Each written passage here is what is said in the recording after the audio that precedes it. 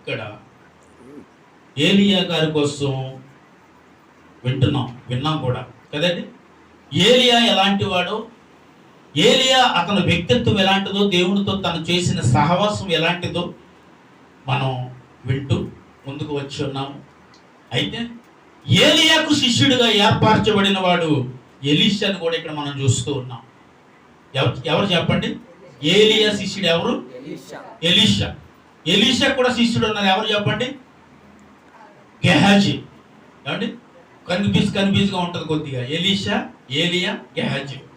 అయితే ఇప్పుడు మనం ఎక్కడున్నామంటే ఏలియా గారు ఎలీషా దగ్గర మనం ఉన్నప్పుడు, అయితే ఏలియా తన శిష్యుడిగా ఎలీషాతో చెబుతున్న ఒక మాట ఏంటంటే, ఇదిగో యెహోవా నన్ను కొనిపోయే సమయం వచ్చింది, నన్ను పరలోకానికి నన్ను తీసుకువెళ్ళిపోతా ఉన్నాడు.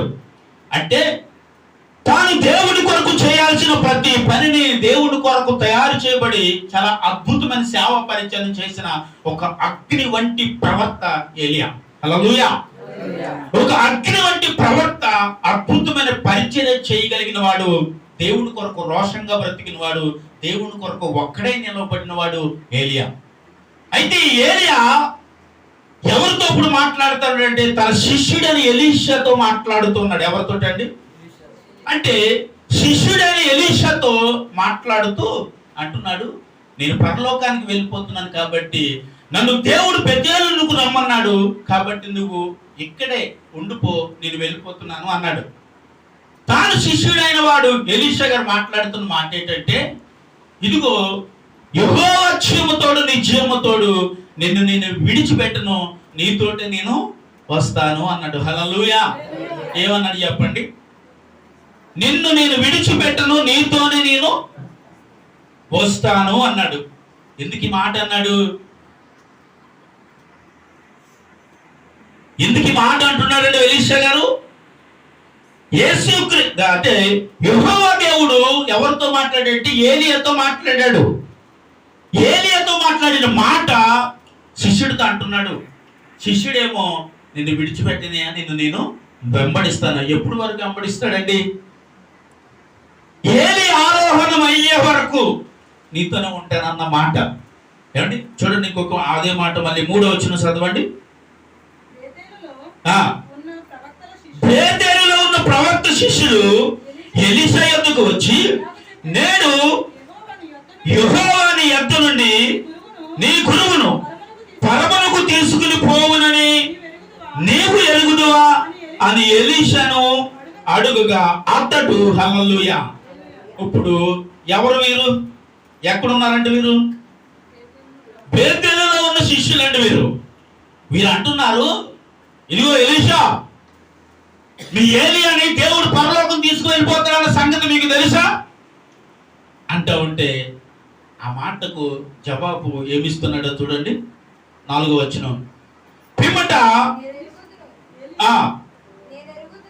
ఓకే 3వ వచనంలోనే ఉంది మాట. నేను ఎరుగుదును, మీరు ఊరకుండని చెప్పాడు. హల్లెలూయా.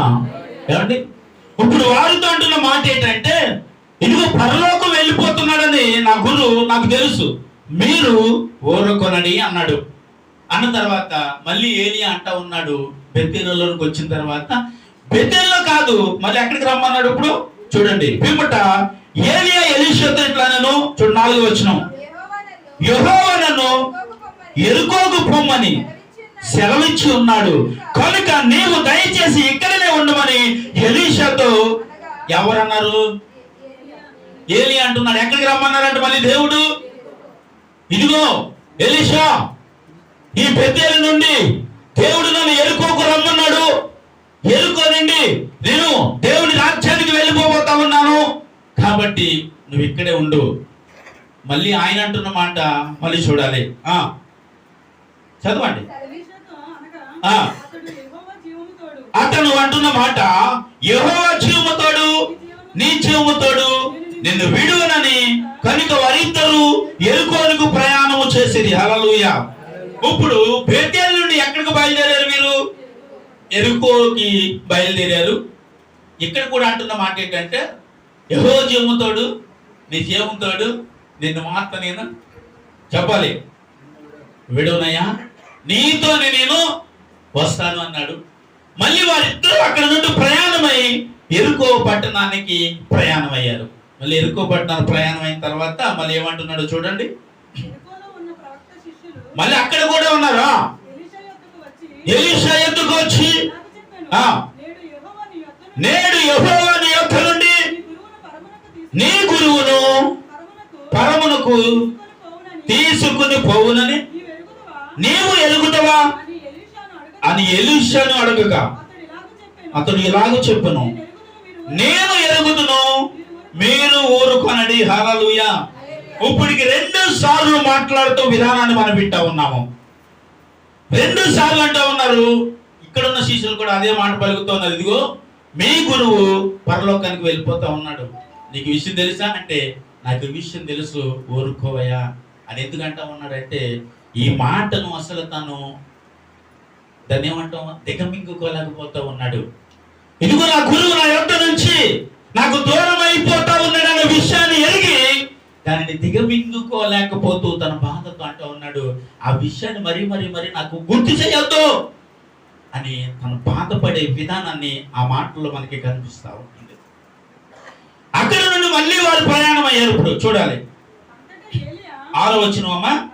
అంతటా ఏలియా యెహోవా నన్ను యోర్దానుకు పొమ్మని సెలవిచ్చి ఉన్నాడు కనుక నీవు దయచేసి ఇక్కడ ఉండమని ఎలీషాతో అనగా అతడు ఇలాగ చెప్పెను, యెహోవా జీవతోడు నీ జీవతోడు నేను నిన్ను విడువనని చెప్పెను. కనుక వారిద్దరును ప్రయాణమై సాగి వెళ్ళిరి. చదవాలి.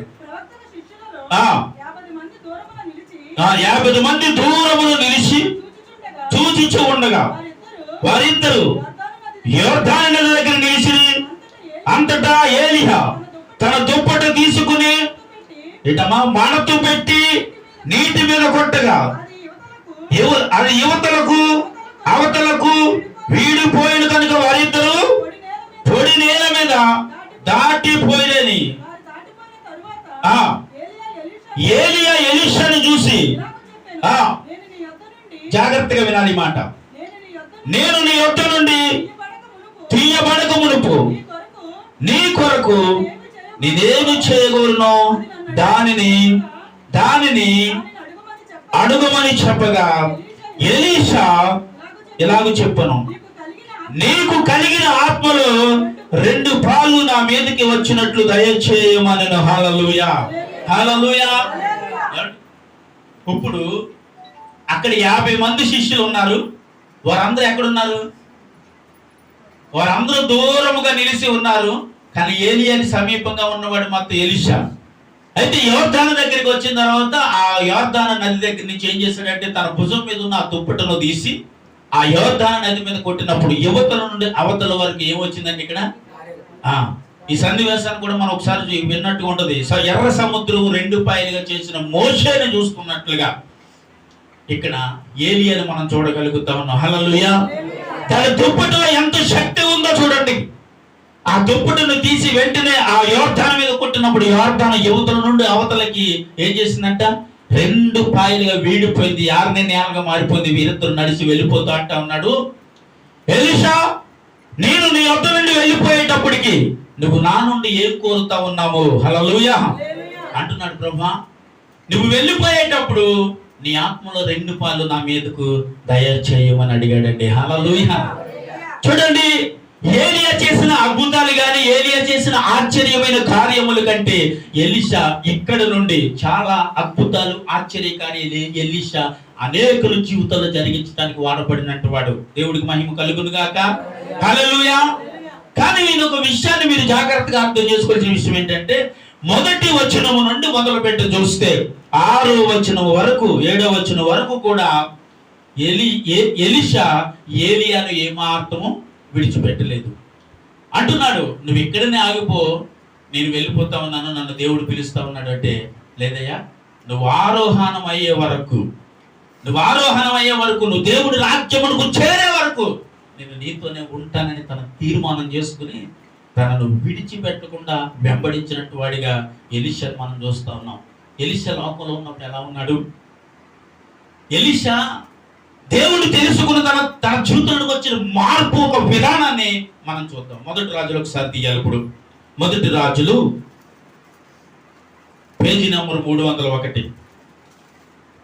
మొదటి రాజులు 19వ అధ్యాయము 20-21 వచనం ఒకసారి చదువుతాం. అతడు ఎడ్లను విడిచి ఏలియా వెంట పరిగెత్తి ఇలాగ చెప్పెను, నేను పోయి నా తల్లిదండ్రులను ముద్దు పెట్టుకుని తిరిగి వచ్చి నిన్ను వెంబడించదనని చెప్పి అతను చెలవడగల. అతడు ఇలాగ చెప్పును, పోయి రమ్ము, నా వలన నీకు నిర్బంధము లేదని చెప్పిన. హల్లెలూయా, దేవుడికి స్తోత్రం చేయాలి. ఇప్పుడు ఇతను 12 అరకల ఎడ్లతో తన వ్యవసాయమును దున్నుకుంటూ ఉన్నాడు. ఎవరు? ఎలీషా గారు. అంటే ఎలీషా ఇప్పుడు ఎక్కడ ఉన్నాడంటే లోకానుసారంగా లోకంలో ఉన్నాడు. లోకానుసారంగా లేడు కానీ లోకంలో ఉన్న ఒక వ్యక్తి అన్నమాట. ఇప్పుడు అయితే తన వ్యవసాయమును చేసుకుంటున్నప్పుడు ఆ ఏలియా గారు ఆ త్రోవలో నడిచి వచ్చి ఉన్నప్పుడు ఆయన భుజం మీద ఉన్న అదే దుప్పటి, యోర్దాను 2 పాయలు చేయబడిన ఆ దుప్పటి వెళ్ళి ఎలీషా గారి మీద పడిందంటే దేవునికి స్తోత్రం. ఆ పైనుంచి మీరు చదువుకొని ఇంటికి వెళ్ళిన తర్వాత ఎప్పుడైతే ఆ ఒక్క దుప్పటి వెళ్ళి ఎప్పుడైతే ఎలీషా మీద పడిందో వెంటనే ఎలీషాలో ఒక అద్భుతమైన మార్పు చూసామండి అక్కడ. హల్లెలూయా, ఏం చూశారు? ఒక అద్భుతమైన మార్పు. ఎంత మార్పు తన జీవితంలోకి వచ్చిందంటే వెంటనే 12 అరకల ఎద్దులను విడిచిపెట్టి వచ్చి అంటున్నాడు ఎలీయా గారితో, అయ్యా ఒక్కసారి నాకు చిన్న పర్మిషన్ కావాలి. ఏంటో తెలుసా? నేను ఇంటికి వెళ్ళి నా తల్లిని నా తండ్రిని ముద్దు పెట్టుకుని వచ్చేస్తానంటే. స్తోత్రం చెప్పాలి ఇప్పుడు. హల్లెలూయా. ఎవరిని విడిచి వస్తానన్నాడండి? దేని కొరకు విడిచుతానన్నాడండి? దేవుడి పని కొరకు, దేవుడి పరిచర్య కొరకు కుటుంబాన్ని విడిచి వచ్చిన ఒక వ్యక్తిని ఇక్కడ మనం చూడగలుగుతూ ఉన్నాం. ఎలీషా గారు ఎందుకు ఇలాంటి కార్యానికి మీరు పూనుకున్నారంటే, ఎప్పుడైతే అభిషేకింపబడిన దుప్పటి తన మీదకి వచ్చి పడిందో, అభిషేకం లేని తన జీవితంలోనికి ఒక బలమైన అభిషేకమును దేవుడు తనలోనికి పంపించాడండి. స్తోత్రం చెప్పాలి. హల్లెలూయా. అంటే అభిషేకం ఎప్పుడైతే తనలోనికి వచ్చిందో దేవుడి కొరకు బ్రతకాలన్న తీర్మానం తన జీవితంలో వచ్చేసింది. హల్లెలూయా. దేవుడి కొరకే జీవించాలని ఒక తీర్మానం తన జీవితంలోకి వచ్చింది. దేవుడి కొరకు జీవించాలి, దేవుడి కొరకు బ్రతకాలి, దాని కొరకు ఏదైనా విడిచిపెట్టాలన్న ఒక తీర్మానం వచ్చింది. ఆ తీర్మానంలో మొట్టమొదటిగా విడిచిపెట్టింది తన తల్లిని తండ్రిని విడిచిపెట్టి వచ్చాడండి. స్తోత్రం చెప్పాలి. హల్లెలూయా. ఎవరి? తన తల్లిని విడిచి తన తండ్రిని విడిచి దేవుడు సేవ చేయడానికి ఎవరిని వెంబడించాడు? ఏలియా గారిని వెంబడించాడు. స్తోత్రం. హల్లెలూయా. ఏమండి అంటే దేవుడు పని చేయడానికి నేను అంటున్న విషయం ఏంటో తెలుసా? కొన్ని విషయాలలో కొన్ని నీవు విడిచిపెట్టవలసిన అవసరత ఉన్నది అని అనటానికి ఇక్కడ ఎలీషా నీకు సాదృశ్యంగా కనిపిస్తా ఉన్నాడు. అంటే దేవుడి కొరకు కొన్ని విడిచిపెట్టాలా? విడిచిపెట్టాలి. ఏం విడిచిపెట్టాలి? ఏది విడిచిపెడితే దేవుడు నిన్ను నన్ను అంగీకరిస్తాడు? ఏది విడిచిపెడితే ఎలీషాను దేవుడు అంగీకరించాడు అంటే తల్లిదండ్రులు విడిచిపెట్టాడనా, లేకపోతే తనకున్న బాధ్యతను విడిచిపెట్టాడనా? ఏది విడిచిపెడితే దేవుడు ఎలీషాను అంగీకరించాడు? తన బాధ్యతను విడిచిపెట్టలేదు. అక్కడ తన తల్లిదండ్రులు విడిచాడంటే బాధ్యతను వదిలేశాడు కదండి? కాదు. దేవుడు పని కొరకు బాధ్యత కలిగి దేవుడి కొరకు మనం పుట్టి ఉన్నాం కాబట్టి దేవుడి కొరకు నేను ఏదో చేయాలి అని ఒక తీర్మానం కలిగి ఉన్నాడు కాబట్టి కుటుంబాన్ని విడిచి వచ్చి దేవుడి పనిలోనికి వాడబడాలని ఉద్దేశించాడండి. స్తోత్రం చెప్పాలి. హల్లెలూయా. నేను అంటాను కొన్ని విషయాలలో మనం ఎన్నో విడిచిపెట్టాల్సిన అవసరత ఉందండి దేవుని కొరకు. ఏం విడిచిపెట్టాలంటే లోకములో ఉన్న లోక స్నేహాన్ని నువ్వు విడిచిపెట్టాల్సి వస్తుంది. లోకములో ఉన్న త్రాగుడు నువ్వు విడిచిపెట్టాల్సి వస్తుంది. వ్యభిచారాన్ని నువ్వు విడిచిపెట్టాల్సి వస్తుంది. లేకపోతే దేవుడికి విరుద్ధమైన వ్యతిరేకమైనవి చాలా ఉన్నవి. వాటిని విడిచిపెడితే దేవుడి పనిలో నువ్వు వాడబడతావని వాక్యం సెలవిస్తా ఉంది. హల్లెలూయా. హల్లెలూయా.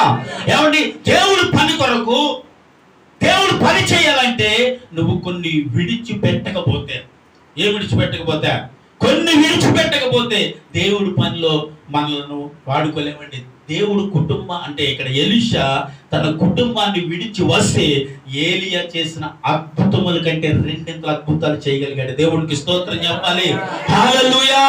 ఏంటి అలాంటి అద్భుతాలు చేయబడటానికి ఎలీషాను దేవుడు వాడుకున్నాడు. ఇప్పుడు యేసుక్రీస్తు ప్రభు కూడా తన శిష్యులు కూడా కొన్ని యేసుని వెంబడించినప్పుడు విడిచి వచ్చారు. అది కూడా చూద్దామా? మత్తయి సువార్త 4వ అధ్యాయము, మత్తయి సువార్త 4వ అధ్యాయము పేజీ నెంబర్ 5. మత్తయి సువార్త 4వ అధ్యాయము 22 వచనాల వరకు చదువుతాం. 20వ వచనము,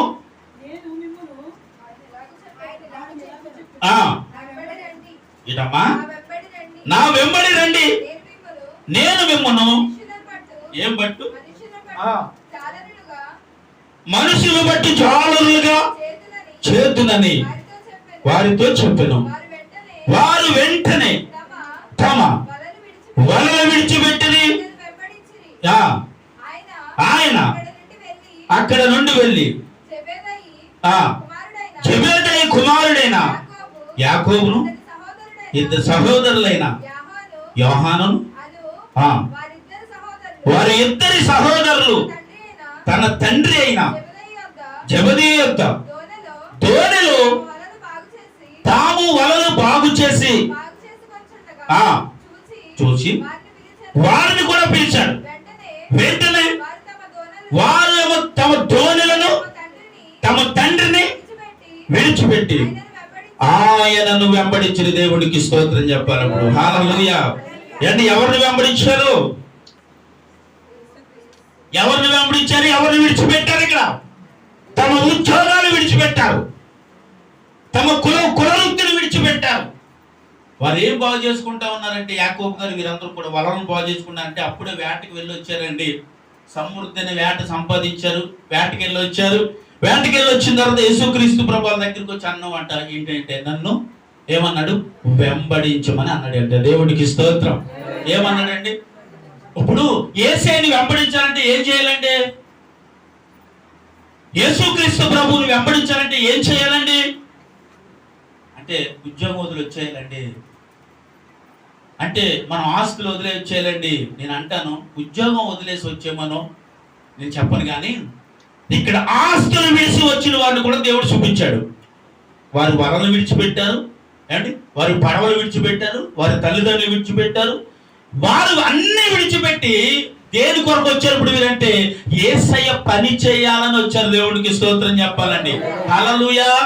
అంటే ఈ భూమి మీద ఉండగా మనం ఒక పని చేయాలి, ఒక పని చేయాలి. ఏం పని చేయాలంటే మీరు నేను అందరము ఒక పని చేయాల్సిన పని ఉంది. అంటే మనం ఒక పని వారికి భూమి మీదకి వచ్చాం, ఆ పని చేయటం మనం మర్చిపోయి బ్రతుకుతూ ఉన్నాం. ఆ పని చేయడం అప్పటి వరకు వారికి గుర్తు రాలేదు, ఎందుకంటే యేసయ్య అప్పటి వరకు రాలేదు కాబట్టి వారి తల్లిదండ్రులతో తిరుగుతూ వారి వ్యాపారాల్లో, వారి ఉద్యోగాల్లో, వారి ప్రయాణాల్లో ఉండిపోయారు. వారు యేసుక్రీస్తు ప్రభు వారి మధ్యకి వచ్చి ఇదిగో యోహాను, పేతురు వీరందరూ నన్ను వెంబడించండి. తమ వలలు విడిచిపెట్టారు, పడవలు విడిచిపెట్టారు, ఆస్తులు విడిచిపెట్టారు, తల్లిని విడిచిపెట్టారు, తండ్రిని విడిచిపెట్టారు. ఏం విడిచిపెట్టారు? ఇవన్నీ విడిచి ఎవరి కొరకు వచ్చాం చెప్పాలండి? యేసయ్య కొరకు వచ్చారండి. స్తోత్రం చెప్పాలి. హల్లెలూయా. అయ్యో వీటన్నిటిని విడిచిపెట్టి వస్తే మాకు వచ్చేదేంటి? ఇప్పుడు ఇవన్నీ దేని కొరకు మేము విడిచిపెట్టాలి అని కూడా సందేహం వాళ్ళకు వచ్చింది. వచ్చిందంటారా రాలేదా? మనకు కూడా అప్పుడప్పుడు వస్తాయి కదండి. అబ్బాయి ఇవన్నీ విడిచిపెడితే మేము ఎలా బ్రతుకుతామండి? ఎలా బ్రతకాలి? ఎలా జీవించగలము? మరి దేవుడు పని చేయాలంటే దేవుడు పనికి కొద్దిగా ఆటంకముగా ఉన్నవి నీలో నుండి వాటిని తీసి విడిచిపెడితేనే గాని దేవుడు నిన్ను తాను పని కొరకు వాడుకోడు. స్తోత్రం చెప్పాలి. తాను పని కొరకు వాడబడేవాడు ఎలా ఉండాలని అనుకుంటాడంటే యేసుక్రీస్తు ప్రభు తన పోలి ఉండాలని యేసయ్య అనుకుంటాడు. స్తోత్రం చెప్పాలి. హల్లెలూయా. లోకం కొరకు బ్రతకాలని అనుకుంటే యేసయ్య పనిలో మనం వాడబడలేవు. లోక సంబంధమైన వాటి కొరకు బ్రతకాలనుకుంటే యేసయ్య పనిలో మనం ముందుకి వెళ్ళలేము, ఆయన పనిని మనము చేయలేము. లోక సంబంధమైన ఏదో నీలో పెట్టి అయ్యా నీ పనిలో వాడబడాలి, నీ పని చేయాలి, నీ పని కొరకు బ్రతకాలని నువ్వు అనుకుంటున్నా తాను పని కొరకు నువ్వు వాడబడలేవు, తాను పని కొరకు నిలవబడలేవు. నిలవబడ్డ జారిపోతావు, పడిపోతావు, త్రొట్లు వెళ్ళిపోతావు. యేసయ్య పని చేయాలంటే ఆయనకి ఇష్టం లేనివి కొన్ని ఉంటాయి. వాటిని విడిచితేనే యేసయ్య పనిలో నేను ముందుకి వెళ్ళగలను. హల్లెలూయా. యేసుక్రీస్తు ప్రభు శిష్యులకి చూడండి ఇంకొక అనుమానం కూడా ఉంటుంది ఇక్కడ. 19 ఒకసారి మత్తయి సువార్త 19:27-28 ఒకసారి చదవండి. పేతురు ఇదిగో మేము సమస్తమును విడిచిపెట్టినాము అన్న డౌట్ ఇక్కడ వచ్చింది ఆయనకి. పేతురు ఇలాగ చెప్పెను, ఇదిగో మేము సమస్తమును విడిచిపెట్టి మేము వెంబడించితిమి కనుక మాకేమి దొరికినని సూత్రం చెప్పాలప్పుడు ఏమని అడిగారు ఇక్కడ? మాకేం దొరుకుతుంది ఇక్కడ? చూసారా, అంటే డౌట్ వచ్చిందా లేదా ఇప్పుడు వీళ్ళకి? మనకు కూడా వస్తా కొన్ని డౌట్లు అప్పుడప్పుడు. ఇక్కడ యేసుక్రీస్తు ప్రభు దగ్గర కూడా పేతురు గారికి ఒక డౌట్ వచ్చింది. ప్రభువా, నిన్ను వెంబడించమన్నావు కాబట్టి మిమ్మల్ని వెంబడించడానికి మేము ఏం విడిచిపెట్టాం? సమస్తాన్ని విడిచిపెట్టాం. అంతే. ఏం విడిచిపెట్టారు చెప్పండి? మనమే విడిచిపెడుతున్నాం. సమస్తం విడిచిపెట్టడం అంటే ఏంటండి? ఇక్కడ పేతురు గారు అన్న మాట బాగా అర్థం చేసుకోండి. ప్రభువా, మేమేం విడిచిపెట్టాం? మరొకసారి చదువుతాండి. పేతురు ఇదిగో మేము సమస్తమును విడిచిపెట్టి నిన్ను వెంబడించితిమి కనుక మాకేమి దొరుకును? దేవుడికి స్తోత్రం. హల్లెలూయా. అయ్యా, పడ విడిచిపెట్టి వస్తాను కాబట్టి నాకేముంది అని అనలే. అయ్యా, తల్లిదండ్రులు విడిచిపెట్టి వస్తాను కదా నాకేంటని అనలే. అయ్యా, ఆస్తి విడిచి వచ్చాను కదా నాకేముందని అనట్లేదు. ఏమన్నాడు ఇప్పుడు ఇక్కడ? చెప్పాలి ఒకసారి అందరూ మీరు. అమ్మ వెనకాతలో ఉన్న వాళ్ళు ఎత్తరండి. సమస్తమును విడిచిపెట్టి వచ్చాం ప్రభువా. ఏం విడిచిపెట్టి వచ్చారు? ఇప్పుడు మనం ఏం విడిచిపెడుతున్నాం దేవుడి కొరకు? అయ్యా, ఏం వదులుతున్నాం మనం దేవుడి కొరకు? దేవుడు ఏం వదలాలని ఆశపడుతున్నాడు? దేవుడు దేనిని వదిలితే దేవుడు నిన్ను వాడుకోవాలని ఆశపడుతున్నాడు. దేనిని విడిచిపెడితే ప్రభు కొరకు నిన్ను వాడుకోవాలని యేసుక్రీస్తు వారు ఆశపడుతున్నాడు. నేను ఇక్కడ అన్ని విడిచిపెట్టేసామంటే సమస్తాన్ని విడిచిపెట్టాం అన్నాడు. అంటే ఒక్కటి కూడా తాను కొరకు సంపాదించుకున్నది ఏదీ లేదు పేతురు దగ్గర. ఉందా అండి? ప్రభా, ఇది ఒక్కటే తప్ప నా దగ్గర ఏమీ లేదని అనట్లేదు. అన్ని అన్ని అన్ని వదిలేసాను అంటున్నాడు. ఏమన్నాడు? సమస్తం అంటే ఏంటండి? అన్ని వదిలేసాను ప్రభా. మరి వదిలేసినందుకు మాకేంటి?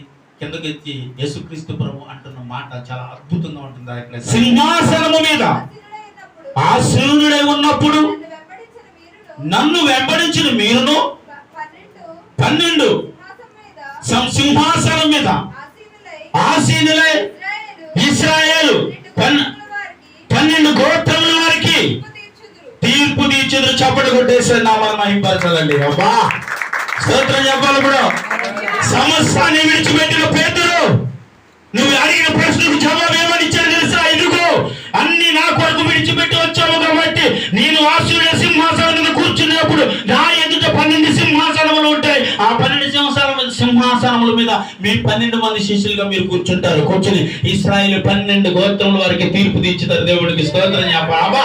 హల్లెలూయా. ఏమండి? 12 గోత్రముల వారికి తీర్పు తీర్చడానికి అధికారము నా సింహాసనం పక్కన మీ సింహాసనం వేయబడతా ఉంది. స్తోత్రం చెప్పాలి కూడా. అబ్బా, ఎంత గొప్ప ధన్యత ఇచ్చావు. దేవుడిచ్చినట్టు ధన్యత ఎవరికి ఇచ్చాడు ఇక్కడంటే? దేవుడు కొరకు సమస్తాన్ని విడిచిపెట్టిన వారి కొరకు ఇచ్చాడు. దేవుడు కొరకు విడిచిపెట్టి దేవుడు కొరకు నిలబడిన వారి కొరకు దేవుడు ఇచ్చిన అధికారం ఏంటంటే ఇగో ఈ 12 గోత్రముల వారికి, అంటే ఈ సర్వ సృష్టికి కూడా తీర్పు తీర్చేదాడు. మీరే తీర్పు తీరుస్తారు. దేవుడికి స్తోత్రం చెప్పాలి కూడా. ఆ 12 గోత్రములలో ఉన్న వారికి ఈ 12 మంది ద్వారా తీర్పు తీర్చడానికి అధికారులుగా సింహాసనం వేసి ఎక్కడ కూర్చోబెట్టాడు? అసెంబ్లీలో కాదండి. ఎక్కడ చెప్పాలి? అసెంబ్లీలో కాదు, మీటింగుల్లో కాదు, అక్కడ ఇక్కడ పంచాయతీల్లో కాదు, ఎక్కడ? పరలోకములో కూర్చోబెట్టాడు అంటే దేవుడికి స్తోత్రం. దేవుడు అంటున్నాడు అక్కడ కూర్చొని పెడతాను అంటున్నాడు. అక్కడ కూర్చొని పెడతాను నేను. ఇప్పుడు దేవుడు పని కొరకు నేను కూడా ఇలాగే బ్రతకగలిగితే, యేసయ్య కొరకు విడిచిపెట్టాల్సిందని విడిచిపెట్టి ప్రభు కొరకు నువ్వు బ్రతకగలిగితే నీ స్థానం కూడా ఒక ఉన్నతమైన స్థితిలో దేవుడు పెడతాడు. హల్లెలూయా. నిన్ను కూడా ఒక ఉన్నాడు సార్, ఆల్రెడీ ఉన్నత స్థానంలో ఉన్నాను నేను. ఇంకెందుకంటే ఉన్న స్థానం ఏముంది? అన్నిట్లో బాగానే ఉన్నాను, ఆర్థికంగా బాగున్నాను, ఆరోగ్యం బాగున్నాను, అన్ని విషయాలు బాగున్నాను. ఇంతకన్నా ఇంక నన్ను ఎక్కడ కూర్చోబెడతాడు దేవుడు? ఇవన్నీ ఒకవేళ లోక సంబంధం ఏంటంటే ఆత్మ సంబంధమైన స్థితిలో నువ్వు ఎక్కడున్నావు? ఎక్కడున్నావు? ఆత్మ సంబంధమైన విషయంలో నువ్వు ఏ స్థితిలో, ఎక్కడున్నావు, ఎక్కడ పడ్డావు, ఎక్కడ చారావు, ఎక్కడ తొట్టావు, ఎక్కడ నీ పాదము పడిపోయింది? ఇక్కడ దేవుడు అంటున్నమాట, అన్ని విడిచి నా కోసం వస్తావా? వస్తే నేను పరలోకములో నా సింహాసనం పక్కన నీ సింహాసనం వేయబడుతుంది. దేవునికి స్తోత్రం. హల్లెలూయా. ఇప్పుడు ఆ మాటకి పేతురికి ఎంత ఆనందం కలిగి ఉంటుందండి. ఈరోజు ఆ మాట నీకు నాకు ఆనందాన్ని కలుగు చేయాలంటే మనం ఏం చేయాలండి? ఏది విడిచిపెట్టాలండి?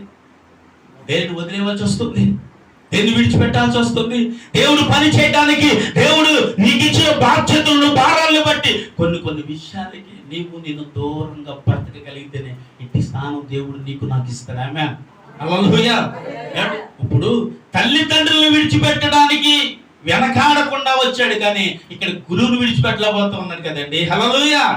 ఇక్కడ గురువును విడిచిపెట్టలేకపోతే, ఎలీషా ఇదిగో నీ గురువుని పరలోకం తీసుకుపోతున్నాడు దేవుడు, విన్నావంటే విన్నాను. నువ్వు ఊరుకో, ఆ మాట నేను వినలేకపోతున్నాను, నా నుండి నా గురువు ఏం చేయబడుతున్నా విషయాన్ని నేను విని తట్టుకోలేకపోతున్నానని నువ్వు పదే దాన్ని జ్ఞాపకం చేయొద్దని దుఃఖముతో ఏడుస్తున్న భారాన్ని చూస్తావు మొత్తంలో. అందుకంటున్నాడు, అరే బాబా విషయం నాకు తెలుసు కానీ నువ్వు ఊరుకో. ఎప్పటి వరకు అంటే ఏలియా ఆరోహణం అయ్యే వరకు విడిచిపెట్టలేదు. తల్లిదండ్రులు విడిచిపెట్టి వచ్చేసాడంటే దేవుడు పని చేయడానికి. ఒక్కసారి నువ్వు ఒక చిన్న పర్మిషన్ ఎత్తే ఇంటికి వెళ్ళి వచ్చేస్తానయ్యా.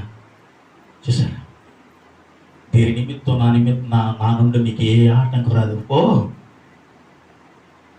ఏ విషయంలోనైనా సరే దేవుని కొరకు కొన్ని విషయాలలో మనము కొన్ని విషయాలకు దూరంగా బ్రతకగలిగితేనే దేవుని దృష్టిలో నీకు ఒక ఉన్నతమైన ఘనత ఉంటుంది. లోకములో చాలా అద్భుతమైన జీవితాన్ని నువ్వు బ్రతికి ఉండగానే జీవించగలవు. దేవుని కొరకు విడిచిపెట్టాల్సిందని మనము విడిచిపెట్టకపోతేనేనండి బాధ. విడిచిపెట్టాలి. ఇక్కడ యేసయ్య పని చేయడానికి అన్ని విడిచి, విడిచి చెప్పాలి, అన్ని విడిచి వచ్చిన వారిగా ఇక్కడ మనం చూస్తున్నాం కదా. చూడండి ఒకసారి లూకా సువార్త ఒకసారి తీయండి.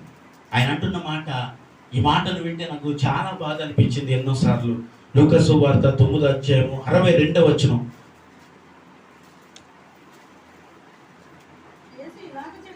యేసు ఇలాగూ చెప్పెను, నాగటి మీద చెయ్యి పెట్టి వెనక్కి తట్టు చూచివాడు వాడెవడును దేవుని రాజ్యమునకు చెప్పాలప్పుడు చెప్పాలండి. నాగటి మీద చేయి పెట్టి వెనక్కి తిరిగి చూసేవాడు ఎవరు? నా రాజ్యానికి పాత్రుడు కానివాడు. నాగటి మీద చేయి పెట్టి వెనక్కి తిరిగి చూడటం అంటే ఏంటండి?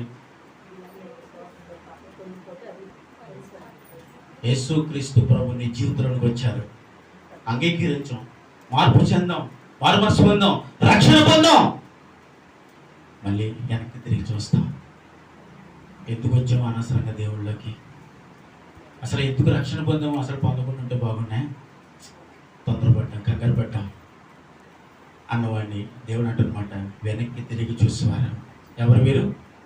వెనక్కి తిరిగి చూసేవారు వారు నా రాజ్యమునకు చెప్పాలి పాత్రులు కారు వారు, నా రాజ్యానికి రారు వారు. నా రాజ్యానికంటే నా పనికి వారసులు వారు. చెప్పాలండి, నువ్వు నాకేమిచ్చావు? ఎవరినే కాదండి, మన ఇంట్లో అడుగుతాం మన అమ్మనే నాన్నే, నువ్వు నాకేమిచ్చావనే నీ పేరు చెప్పుకోవాలి. యేసయ్య ఏమి ఇచ్చాడని ఇక్కడ వచ్చారు మీరు? భూమి మీద ఉండగా వాళ్ళ కొరకు దేవుడు ఏమి ఇవ్వలే, అవునా కదా? యేసుక్రీస్తు ప్రభు భూమి మీద ఉండగా తాను శిష్యులుగా పిలువబడిన వారికి ఏమి ఇవ్వలేదు. అబ్బా ఇంకా చెప్పాలంటే చెప్పలు వచ్చినాయి, కష్టాలు వచ్చినాయి, బాధలు వచ్చినాయి యేసయ్య వల్ల ఆయనకి. కానీ ఎప్పుడయ్యా మరి సమస్తాన్ని విడిచిపెట్టి వచ్చాం కదా, దానికి తగిన ప్రతిఫలం ఏంటంటే పరలోకంలో ఉంది నీకు. స్తోత్రం చెప్పాలా? హల్లెలూయా. పరలోకంలో ఉంది నీకు. 12 చెప్పాలి ఎవరికి? 12 గోత్రాలకి తీర్పు తీర్చి అధికారాన్ని నీకు ఇస్తాను అన్నాడు. అక్కడ ఎక్కడుంది నీకు? చెప్పాలండి, ఒక మనిషికి ఒక దీవెనైనా, సంతోషమైన, సమాధానమైన ఆయన అన్నమాట పరలోకంలో ఉంది. మరి భూమి మీద ఇదేంటంటే, భూమి మీద ఏమి లేకపోతే ఎలాగా? భూమి మీద కూడా ఉండాలి కదా. దేవుడు ఈ భూమి మీద కూడా నేను ఒక మాట అన్నాడు, సమస్త జనుల కంటే నిన్ను ఏం చేస్తాను చెప్పాలండి, హెచ్చిస్తాను. ఈ భూమి మీద ఉన్న సమస్త జనుల కంటే నిన్ను హెచ్చుగా హెచ్చిస్తానన్నాడు, ఆశీర్వదిస్తానన్నాడు, దీవిస్తానంటే ఈ భూమి మీద కూడా దేవుని ఆశీర్వాదం నీకు ఉందని అని అంటున్నాడు ఆయన. ఇప్పుడు ఆయన అంటున్న మాట ఏంటంటే, ఈ భూమి మీద ఉండగా నువ్వు ఆశీర్వాదకరంగా ఉంటావు, చచ్చిపోయిన తర్వాత దేవుని రాజ్యంలోకి వెళ్ళిన తర్వాత కూడా ఆశీర్వాదకరమైన వ్యక్తిగా ఉంటామంటున్నాడు. హల్లెలూయా. ఏమండి, మనమేం వెతుకుతామయ్య అంటే ఈ భూమి మీద ఉన్న వాటిని, ఈ ఆశీర్వాదాలను, వీటిని మాత్రమే ధనాన్ని, ధనాపేక్ష కలిగో మనం దీనిని లోకంలో ఉన్న వాటిని వెతికేస్తూ ఉంటాం. ఎందుకంటే భూమి మీద ఉండగా ఏమన్నాడు దేవుడు, అబ్బో నన్ను దీవిస్తాడు కదా, ఆశీర్వదిస్తాడు కదా, కాబట్టి ఈ భూమి మీద ఉండగా నేను సంతోషంగా బ్రతకాలి అని ఒక మనిషి దేవుడికి ఇష్టమైన పని చేస్తూ, విరోధమైన పని చేస్తూ, దేవుడికి కోపాన్ని పుట్టించే పని చేస్తూ, తాను సంతోషంగా జీవిస్తూ, నా వల్ల దేవుడు సంతోషంగా బ్రతుకుతున్నాడు అని అనుకుంటూ కొంతమంది బ్రతుకుతూ ఉంటాడు. కానీ దేవుడికి కోపాన్ని పుట్టించేది కాక దేవుడికి సంతోషాన్ని పుట్టేటట్లుగా ఈ భూమి మీద ఒక్క రోజైనా రక్షణ పొందిన తర్వాత మనం బ్రతకగలగాలి. దేవుడికి స్తోత్రం. హల్లెలూయా. ఏమండి, యేసయ్యకి కోపం రాకుండా బ్రతకటం అంటే ఏం చేయాలి అసలు మనం? దేవుడికి కోపము రాకుండానట్లుగా ఒక మనిషి బ్రతకాలంటే ఏం చేయాలండి? ఏం చేస్తే యేసయ్యకి కోపం రాదు? ఎలా బ్రతికితే యేసయ్యకి కోపం రాదు? సమస్తాన్ని విడిచిపెట్టాం ప్రభా. ఏమన్నారండి? చెప్పాలి మీ నోటుతో, సమస్తాన్ని విడిచిపెట్టాం ప్రభా. మరి మాకేంటి? ఎందుకంటే అక్కడ శిష్యులు అందరూ ఎవడైనా తెలివైన వాడు ఒక్కడ ఉన్నాడంటే ఆయన ఒక్కడే, పేతురు గారు ఒక్కడే. తెలివి పరంగా తెలివైన వాడు, కోప పరంగా కూడా ఎక్కువ కోపం ఎవరికైనా ఉందంటే శిష్యులు 12 మందిలో ఆయనకు ఒక్కడికే కోపం ఉన్నవాడు, ఏమండి భయం ఉన్నవాడు, అన్ని విషయాలలో ఎవరంటే ముందుండేవాడు పేతురే. ప్రతి దాంట్లో ముందుంటాడు. ఇక్కడ అలాంటి పేతురికి డౌట్ వచ్చింది, మరి అన్ని విడిచిపెట్టాం కదా, మాకేంటయ్యా? అన్ని విడిచిపెట్టినందుకు నీకు ప్రతిఫలంగా నా సింహాసనం యందు మీకు ఒక సింహాసనం వేసి కూర్చొని పెడతాను, ఆ రోజు తీర్పు తీర్చేవారు మీరే. హల్లెలూయా. దేవుడికి స్తోత్రం. నేను అంటాను, ఈ లోకంలో బ్రతికిన మనం, ఈ లోకంలో బ్రతుకుతున్న మనం, ఈ లోకంలో బ్రతుకుతూ ఉండగానే నీ ద్వారా నా ద్వారా యేసయ్య ఆనందించినట్లుగా బ్రతకగలగాలి. దేవుడికి మహిమ కలుగును గాక. హల్లెలూయా. యేసయ్యకు సంతోషమును పుట్టినట్లుగా, యేసయ్యకు ఆనందము కలిగినట్లుగా ఒక మనిషి బ్రతకాలంటే ఈ లోకంలో ఉన్న చాలా విడిచిపెట్టాలి. నువ్వు ఎన్నోసార్లు ఎన్నో వాక్యాల ద్వారా దేవుడు అంటూ ఉంటాడు, నిన్ను నన్ను హెచ్చరిస్తూనే ఉంటాడు. ఏ విడిచిపెట్టాలంటే పాపాన్ని విడిచిపెట్టాలి, త్రాగుడు విడిచిపెట్టాలి, విచారం విడిచిపెట్టాలి, లోక సంబంధం విడిచిపెట్టాలి, పాపాన్ని విడిచిపెట్టాలి, శాపాన్ని విడిచిపెట్టాలి, లేకపోతే వ్యతిరేకత విడిచిపెట్టాలి, అబద్ధ మాటలు విడిచిపెట్టాలి, పొరుగువారి భార్యను భర్తను ఆశించడం విడిచిపెట్టాలి. అంటే నిన్ను వల్ల నీ పొరుగు వారిని ప్రేమించేటట్టుగా నువ్వు బ్రతకాలి. ఇదే ఆయన అంటున్న పాయింట్. ఇలా నువ్వు బ్రతికితే నేను ఇష్టపడతాను. ఎలా బ్రతికితే? నిన్ను వల్ల నీ పొరుగు వారిని ప్రేమించాలి. ఇప్పుడు నేను అడుగుతాను, నిన్ను వలే అంటే మీరు మిమ్మల్ని ఎలా ప్రేమించుకుంటారండి? చిన్నారి, నిన్ను నువ్వు ఎంతగా ప్రేమించుకోకపోతే నువ్వు అంత డ్రెస్ వేసి, అంత గాజులు వేసి, వడ్డానం పెట్టి ఇక్కడికి వచ్చాను, నిన్ను నువ్వు చాలా ప్రేమించుకుంటున్నావా? అబ్బాయి లేదండి నాకు అసలు నేనంటే ఇష్టం కాదని నేను అంటావా? నువ్వంటే ఇష్టం లేకపోతే అలాగే ఎత్తుకొస్తావు.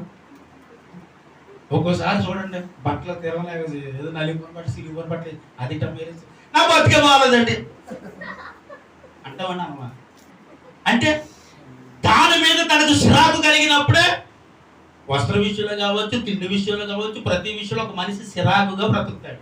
తన మీద తను ఇష్టపడినప్పుడు ఎలా ఉంది? వస్తుంటే నేను ఎవరో సినిమాటలాగా వచ్చేస్తుంది అనుకున్నాను. అలాగా అంటే తాను ఇష్టపడేటప్పుడు, తాను ప్రేమించుకునేటప్పుడు తను చాలా జాగ్రత్తగా కాపాడుకుంటామని లేదా? ఇప్పుడు యేసయ్య నిన్ను అంటున్న మాట ఏంటంటే, నిన్ను వల్ల నీ పొరుగు, అంటే నీవెంత ప్రేమించుకున్నావో నీ పొరుగు వారి పట్ల కూడా అదే ప్రేమ కలిగి నువ్వు ఉండాలి. అది ఆయనకి ఇష్టమైన దేవుడికి స్తోత్రం చెప్పాలి. హల్లెలూయా. అలా జీవించాలన్నదే యేసుక్రీస్తు ప్రభుకి ఇష్టపడే ఆజ్ఞలో ఒకటి. అంటే ఎప్పుడైతే మనం అలా మనల్ని ప్రేమించినట్టు ఇతరులు కూడా ప్రేమిస్తామో అప్పుడు వాళ్ళ మధ్యన ఏముండదు? కోపం ఉండదండి, అసూయ ఉండదండి, ఆ అబద్ధం మాట్లాడే వాళ్ళు వాళ్ళ మీద వీళ్ళ మీద చెడ్డ మాటలు పలికే పరిస్థితి ఉంటుంది. ఎందుకంటే వాళ్ళు మనకి ఎంత ఇష్టం కాబట్టి. కానీ ఇష్టమైన వారి మీద ఏమన్నా అబద్ధం మాట్లాడగలమా, పలకగలమా? నీకు ఆ ఇష్టం అంటే నీకు చాలా ఇష్టం కాబట్టి ఎవరి దగ్గరికి వెళ్ళినా ఒక మాట మాట్లాడుతావు, వారు మంచివారు అన్న మాట తప్ప ఇలాంటి అలాంటి ఎందుకు పలకలేదు. ఎందుకంటే వాళ్ళ మీద నీకున్న ప్రేమ, ఆ ప్రేమను బట్టి ఇతరుల వాళ్ళు మన అబద్ధం పలకలు. అందుకని అన్నాడు, నిన్ను ఎలా ప్రేమించుకుంటున్నావు ఇతరులు కూడా అలాగే ప్రేమించు. ఆ ప్రేమించే గుణం నేను అంటాను యేసయ్యకు మాత్రమే ఉంది. దేవుడికి ఇస్తాను. ఎవరికి ఉందండి? యేసయ్యకు మాత్రమే ఉంది. అందుకే నన్ను ప్రేమించాడా లేదంటారా? ఊరుకోండి సార్, ఆయన ఏం ప్రేమించాడు అంటారా? ప్రేమించడం లేదండి. యేసయ్య మనల్ని ప్రేమించడని ఎలా తెలుస్తుంది మనకి? ప్రేమించడని ఎలా తెలుస్తుంది? బైబిల్ చదివితే తెలుస్తుంది అంటారా? మనల్ని ప్రేమించడం ఎలా తెలుస్తుందంటే మన కొరకు ఈ భూమి మీదకి వచ్చాడన్న ఒక్క మాట చాలండి. దేవునికి స్తోత్రం. హల్లెలూయా. నీ కొరకు ఈ భూమి మీదకు వచ్చి చచ్చిపోయి 3వ దినాన తిరిగి లేచాడన్న విషయం చూసారా? అది చదివితే నీకు అనిపిస్తుంది నన్ను ప్రేమించాడు యేసయ్య. హల్లెలూయా. దేవుడు నన్ను ప్రేమించాడు కాబట్టి ఆయన ఈ భూమి మీదకి వచ్చాడు. ఇదే దేవుడు నీ కొరకు నా కొరకు రాయబడిన ముఖ్యమైన మాట. ఇప్పుడు యేసయ్య నన్ను ప్రేమించాడు. ఇప్పుడు నేను ఒక విషయం చెప్తాను. దేవుడు యేసయ్య మంచివాడిని ప్రేమించాడు, చెడ్డవారిని ప్రేమించాడు అండి. రోగం లేని వారిని ప్రేమించాడు, రోగం ఉన్నవాడిని ప్రేమించాడు. అసూయ ఉన్నవాడిని ప్రేమించాడు, అసూయ లేని వాడిని ప్రేమించాడు. అబద్ధం ఆడివాడిని ప్రేమించాడు, అబద్ధం ఆడనివాడిని ప్రేమించాడు. ఏంటండి? మనిషిలో ఉన్న వ్యతిరేకత ఉన్నవాడిని ప్రేమించాడు, వ్యతిరేకత లేనివాడిని ప్రేమించాడు. ఎవరు? మనం అలా ఉండలేం కదండి. మనకి ఇష్టపడ్డ వారిని మనం ప్రేమిస్తాం, ఇష్టం లేని వారిని మనం ప్రేమించలేం. అంత ప్రేమించమని చెప్పిన నువ్వు ప్రేమించలేవు. కానీ యేసయ్య ఇక్కడ వారిని ప్రేమించాడు, వీరిని ప్రేమించాడు. ఎందుకని? ప్రేమించబడిన వీడు మారారు కాబట్టి, వారిని ప్రేమించబడితే వారు మారడానికి అవకాశం ఉంది కాబట్టి పాపులమైన వారిని ప్రేమించాడు, పాపము లేని వారిని ప్రేమించాడు. పాపం లేదని అంటానికి ఒక్కడు కూడా ఇక్కడ యోగ్యుడు లేరు. ప్రతి ఒక్కడు పాపము చేయబడిన లేఖనము సెలవిస్తుంది. అందరూ పాపం చేయబడి ఉన్నారు కాబట్టి దేవుడి అనుగ్రహమును పొందలేకపోతున్నారు. వాక్యం అంటుంది ప్రతి మనిషిలో ఏముంది అంటే పాపం ఉంది. ప్రతి మనిషిలో ఏముందంటే ఏదో తెలియని తప్పు ఉంది. తప్పు లేని వ్యక్తి ఎవరున్నారండి? తప్పు చేయకుండా ఎవరు జీవించగలుగుతున్నారు? ఎందుకంటే ఇప్పుడు వాక్య పరీక్షలు ఎలా ఉన్నాయంటే తప్పు చేసినా పర్వాలేదు, దేవుడు క్షమిస్తాడు ప్రార్థన చేస్తే అంతే. ఇది వింటున్నాడు, ప్రతి వారము ఆ మాటలు వింటున్నాడు. వారమంతా లోకంలో బ్రతుకుతున్నారు. ఆదివారం వేసరికి దేవుడి సన్నిధిలోకి వచ్చి మోకరించి ప్రభువా నన్ను క్షమించు. ఎందుకంటే ఇప్పుడు బోధ ఎలాగుంది? తప్పు చేస్తే దేవుడు క్షమిస్తాడు అంతే. తప్పు చేస్తే దేవుడు క్షమిస్తాడు. క్షమిస్తాడు ఎప్పుడు? దేవుడు తప్పు చేయబడి, నీవు తప్పు చేయబడిన తర్వాత ప్రభువా నేను తప్పు చేస్తా, ప్రభువా నేను పాపం చేస్తా, ప్రభువా నా ద్వారా నీకు వ్యతిరేకత అయింది, ఇదిగో నా ద్వారా నువ్వు చిరువైపడ్డావు, నా కొరకు దెబ్బలు కొట్టుబడ్డావు, నా కొరకు రక్తం చిందించబడ్డావు, నా కొరకు ఈ భూమి మీదకి వచ్చావు అని నువ్వు ఒప్పుకున్న రోజున ఆయన్ని క్షమించాడు, ప్రేమించాడు. ఆ రోజునే చేయబడిన తీర్మానం, ఆ రోజు నువ్వు క్షమింపబడ్డావు. మరలా తప్పు చేసి క్షమించు. నీతిమంతుడు 7 మార్లు పడితే లేస్తాడంటే 8వ మారు పడితే లేవడా? అలా అయితే మనం ఎన్నిసార్లు తప్పు చేస్తాము?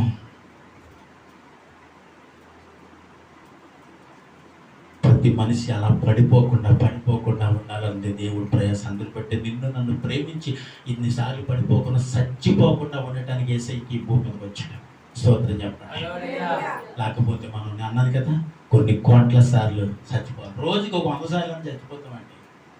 ఎందుకు చచ్చిపోతామండి? అన్నిసార్లు మన తెలియకుండా మాట ఏదో తప్పు జరిగింది, ఏదో గొప్పకుని ఎవరికో ఫోన్లో మాట్లాడేటప్పుడు ఎక్కడుండి అక్కడ ఉన్నా ఇక్కడ అని చెప్తాం. లోకంలో ఉన్న వ్యక్తికి అబద్ధం ఆడేటానికి నువ్వు, లోకంలో బ్రతుకుతున్న వ్యక్తి పెట్టి అబద్ధం ఆడేటానికి నువ్వు క్రీస్తు చేత, ఆయన రక్తము చేత విలువ పెట్టి కొనబడిన వ్యక్తివో నువ్వు. ఆయన రక్తము చేత ఖర్చు పెట్టి, ఆయన రక్తమును చిందించి కార్చి కొని నిన్ను తెచ్చి ఇక్కడ పెట్టుకున్నాడు. ఇంకా నువ్వు అబద్ధాలు ఆడతావా? ఎక్కడ ఉండి ఎక్కడ ఉన్నానంటావు, ఏదో చేస్తానంటున్నావు, ఎక్కడెక్కడికి వెళ్తావు, ఏదో ఎక్కడ ఉన్నానని చెప్పుకుంటా ఉంటావు. నువ్వు ఉన్న స్థలంలో చెప్తే ఏమైంది? నువ్వు ఎక్కడున్నావు అక్కడే చెప్పు. ఏ స్థలంలో ఉన్నావు ఆ స్థలంలో ఉన్నాను చెప్పు. ఎక్కడికి వెళ్ళావు అక్కడికి వెళ్ళానని చెప్పు. ఏం చెప్పాలి? దేవుడికి స్తోత్రం, హల్లెలూయా. మనం ఏ స్థలంలో అంటే ఆయన అంటున్న మాట ఏంటంటే, నువ్వు ఏది అవునంటే అవును, ఆయన అన్నమాట ఏంటి తెలుసా? అవునంటే అవునను, కాదంటే కాదను. నేను అంటున్నంటే అబద్ధం కూడా రాకు, అబద్ధము పలకూడదన్నది ఆజ్ఞలో ఒక ఆజ్ఞ అండి అది. మరి రక్షణ పొందాం కదా, నువ్వు ఎక్కడ ఉండి ఎక్కడ ఉన్నానంటే ఎలా కుదురుతుంది? నువ్వు ఎక్కడున్నావు అక్కడే చెప్పు. దేవుడి దగ్గరే ఉంటాడు. ఇందాక వాక్యం చదివాం కదండి, యెహోవాయందు భయభక్తులు కలిగిన వారికి ఆయన దూతలు కాపుదల అవి ఉన్నాయి. మీకు ఎప్పుడు మీరు ఎక్కడికి వెళ్తున్నా ఆయన దూతలు మీతో కాపుదల పెడుతున్నాడంట. అంటే ఆయన దూతలు మీతో ప్రయాణం చేస్తున్నాయంట. ఏమండి ఇసాక్ గారు భోజనం చేశారండి? ఏంటి నేను భోజనం చేశాను. అయ్యా ఎక్కడున్నారు? అమలాపురం ఉన్నానని అన్నారు పాపం. అంటే ఆయన కరెక్టే చెప్పారులే. ఒకవేళ పాకపురుషుడు అడుగుతున్నారు అనుకో, ఏమంటుందంటే అక్కడికి వెళ్ళి చెప్తే చూసా సేవకుడికి ఎలాగబద్దని చెప్పాడు. ఎక్కడున్నాడంట? అమలాపురం ఉన్నాను అన్నాడండి. ఎక్కడికి వెళ్ళి చెప్తుందండి దూత? పాటగారి దగ్గరికి వచ్చి ఏం చెప్తుందండి? డైరెక్ట్గా దేవుని వద్దకు వెళ్ళి చెబుతుందంట. ఎందుకంటే ఎంత చదివి లేఖనం ఉంది కదండి, ఆయన యందు భయభక్తులు వారిగా ఏం కాపుదల ఉంది? ఆయన దూతలు కాపుదల పెట్టాడు. ఆ కాపుదల ఏంటన్నా దూతలు ఏంటనే మనం మాట్లాడి నువ్వు ఎక్కడికి వెళ్తున్నావో ఏం చేస్తున్నావో చూడటానికి ఆయన దూతలు నీకు కాపుదలుగా పెట్టాడు. మనకేంటంటే ఏం కనపడవు కదండి. ఇప్పుడు నేనేమనుకుంటానంటే ఇక్కడ నేనే ఉన్నాను, కానీ నాతో ఆయన దూతలు ఉన్నాయి. ఇక్కడ దేవుడికి స్తోత్రం. నువ్వు వెళ్ళే స్థలంలో నీతో ఆయన దూతలు ఉన్నాయి. దేవుడికి స్తోత్రం చెప్పాలి. అలాంటి ఒక వ్యక్తి కొరకు దేవుడు ఆయన దూతలు కాపుదలు ఇచ్చాడు. ఎందుకు తెలుసా? అరే మనిషి కదా, వాడు అబద్ధం ఆడతాడు, తప్పు చేస్తాడు, పాపం చేస్తాడు, పడిపోతాడేమో, త్రొట్లు వెళ్ళిపోతాడేమో, అపవాది వాడిని తీసుకువెళ్తుందేమో, అలా పోకూడనట్లుగా వారికి కాపుదలు ఉండాలని దేవుడు ముందే నీ కొరకు నా కొరకు గ్రహించి ఆయన దూతలు నీకు నాకు కాపుదలు పెట్టాడు. దేవుడికి స్తోత్రం. తప్పు చేద్దామని ఇచ్చాడు, తప్పు చేయమని ఇచ్చాడు. ఇప్పుడు నాకు అనిపిస్తుంది తప్పు చేద్దామని పెట్టాడు ఆయన. తప్పు చేస్తే ఎక్కడ సాతాను చేతులకు అప్పగింపు పడిపోతామో అని ఆయన ముందే నిన్ను నన్ను గ్రహించి నీకు నాకు ఆయన దూతలను కాపుదలగా పెట్టాడు. కాబట్టి నీవు నేను దేవుని దగ్గర ఎలా ఉండాలి? ఇప్పుడు సమస్తాన్ని విడిచిపెట్టిన ఈ శిష్యులు చూస్తే అనిపిస్తూ ఉంటుంది, ప్రభా నేను కూడా ఎలా బ్రతకాలంటే ఏం చేయాలయ్యా? యేసుక్రీస్తు ప్రభు కూడా మీకు తెలిసిన విషయం, తన తల్లిని తన అన్నదమ్ములను కూడా విడిచి ఆయన కూడా ఏం చేశాడు? పరిచర్య చేశాడు. ఎప్పుడు పరిచర్య చేశాడు? ఎప్పుడు వరకు పరిచర్య చేశాడంటే ఆయన చనిపోయే వరకు వారి తల్లిదండ్రులు విడిచే పరిచర్య చేశాడు. కానీ చనిపోయే ముందులో ఆఖరి సమయంలో యేసుక్రీస్తు వైపు సిలువలో వేలాడక మునుపు ఆయన పిలిచి యోహాను పిలిచి అన్నాడు, ఇదిగో నా తల్లి, యోహాను ఈ రోజు నుంచి నీ తల్లిగా చూసుకో. అమ్మా ఇదిగో నీ కుమారుడు యోహాను, ఈ రోజు నుంచి నీకు కుమారుడు.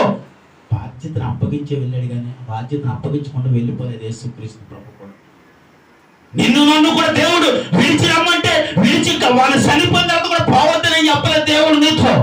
చనిపోయే సమయంలో కూడా తన బాధ్యతను తన నెరవేర్చాడు. దేవాది దేవుడు కూడా ఈ భూమి మీద ఉండగా.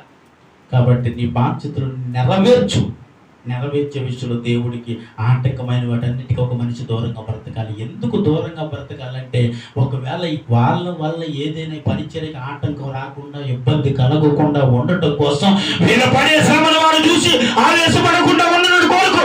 వారందరిని విడిచి మీరు ఈ శ్రమలో బ్రతకడానికి ఆయన్ని విడిచిపెట్టి వచ్చారు. స్తోత్రం చెప్పాలప్పుడు. హల్లెలూయా. ఏమండి, దేవుడు పని చేసే విషయంలో వారికి కలిగిన శ్రమలు, వారికి కలిగిన బాధలు, వారికి కలిగిన ఆవేదనలు, వాటన్నిటిని కూడా గుర్తించి అమ్మ లోకంలో చాలా హ్యాపీగా ఉన్నాను బాబు, దేవుడి పని మొదలెట్టి ఏంటంటే ఇన్ని బాధలు ఏంటండి బాబు, ఇన్ని కష్టాలు ఏంటి, ఇన్ని శ్రమలు ఏంటి, ఇన్ని బాధలు ఏంటి, ఇన్ని ఇరుకులేంటి, ఇన్ని ఇబ్బందులు ఏంటి అని వారి నోట నుంచి ఎప్పుడు పలకలేదు. ఒకే ఒక మాట పలికాడు అంతే. ఏమని? ప్రభు నీ కొరకు మేము అన్ని విడిచిపెట్టి వచ్చాం కదా, కానీ మాకు దానికి ఏంటి నువ్వు ఇవ్వబోయేది? దేవుడికి స్తోత్రం చెప్పాలి. హల్లెలూయా. అండి, విడిచిపెట్టి వస్తే దేవుడు నీకు ఇచ్చే ఘనతది చాలా అద్భుతమైనదండి. దేవునికి స్తోత్రం. చివరికి ఇంకొక మాట నుండి మీకు తెలియజేస్తున్నాను. యోహాను సువార్త ఒకసారి అందరూ తీద్దాం. యోహాను సువార్త 6వ అధ్యాయము పేజీ నెంబర్ 87. యోహాను సువార్త 6వ అధ్యాయము 67, 69 వచనాల వరకు చదువుతాం.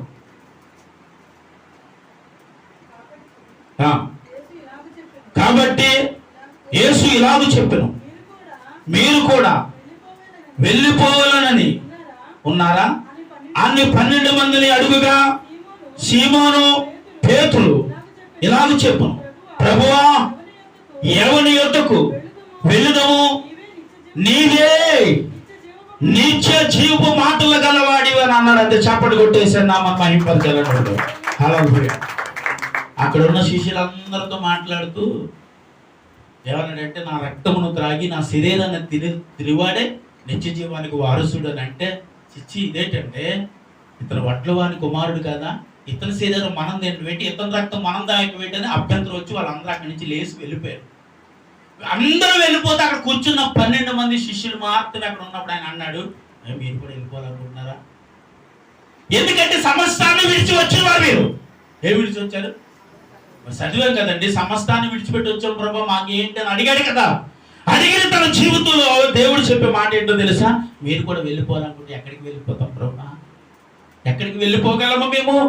ఎందుకంటే నిత్య జీవపు మాటలు గలవాడు నీవేనయ్యా, దేవునికి స్తోత్రం. హల్లెలూయా. అది గుర్తించారు కాబట్టి యేసయ్య వారు సహవాసమును కొనసాగించారు. ఈ రోజు నువ్వు గుర్తించు, నిత్య జీవం ఆయనది, నిత్య జీవపు మాటలు గలవాడు ఆయనని నువ్వు గుర్తించగలిగితే ఆయన్ని విడిచి ఎప్పుడు వెళ్ళిపోలేదు. ఇక్కడ వెళ్ళం ప్రభా, నీతోనే మేము ఉంటాం. ఎందుకంటే నువ్వు నిత్య జీవపు మాటలు గలవాడు కాబట్టి. అంటే దేవుని రాజ్యానికి చేర్చబడే ఆ నిత్యనవు నీవే కాబట్టి మిమ్మల్ని మేము విడిచిపెట్టి వెళ్ళిపోం ప్రభా అని అన్నారండి. దేవుడికి స్తోత్రం చెప్పాలి. హల్లెలూయా. ఏమన్నారండి? చెప్పాలి. ఏమన్నారు ఇప్పుడు వారు? ఆ నిత్య జీవపు మాటలు కలిగిన వ్యక్తివి నీవే ప్రభా, కాబట్టి నిన్ను మేము విడిచి వెళ్ళలేము. అప్పుడు రెండింతల ఆత్మను అడిగిన ఎలీషాతో ఎలీ అన్నాడు, సరే ఇది చాలా కష్టతరముగా ఉంది, కానీ ఆయనను నేను ఆరోహణమయ్యేటప్పుడు నన్ను నువ్వు చూస్తే తప్పగా వాటిని నువ్వు పొందుకుంటావు అన్నాడు.